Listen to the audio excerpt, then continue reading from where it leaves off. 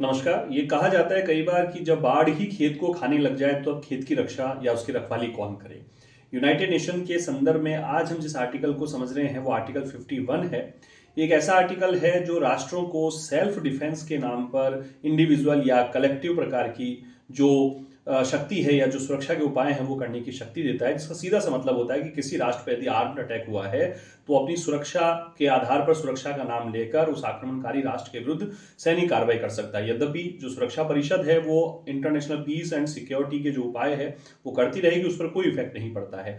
लेकिन आर्टिकल 51 निश्चित रूप से यूएन के जो सदस्य राष्ट्र हैं उनको एक ऐसी शक्ति देता है जिससे वो अपनी सैन्य कार्रवाइयों को इस आधार पर जायज ठहरा सकते हैं कि ये इस कारण से की जा रही है कि दूसरे राष्ट्र या राष्ट्रों के समूह से उन पर आर्म्ड अटैक यानी कि जो सैन्य जो हमले हैं उसका खतरा उत्पन्न हुआ है। तो पिछले 3 वर्ष से अधिक समय से रशिया और यूक्रेन का जो युद्ध चल रहा है, पिछले 2 वर्ष से इजराइल और हमास का जो संघर्ष चल रहा है, विश्व भर में कई प्रकार के जो संघर्ष हैं उनकी संभावना प्रस्तुत होती रहती हैं। तो उस संदर्भ में ये आर्टिकल जो 51 है विशेष रूप से चर्चित है। ध्यान रखिएगा इसको। इसके अलावा कमेंट सेक्शन में प्रश्न पूछिए और कुछ नए टॉपिक जिनको आप जानना चाहते हैं वो बताइए, निश्चित रूप से मैं उस पर भी बात करूंगा। नमस्कार, धन्यवाद।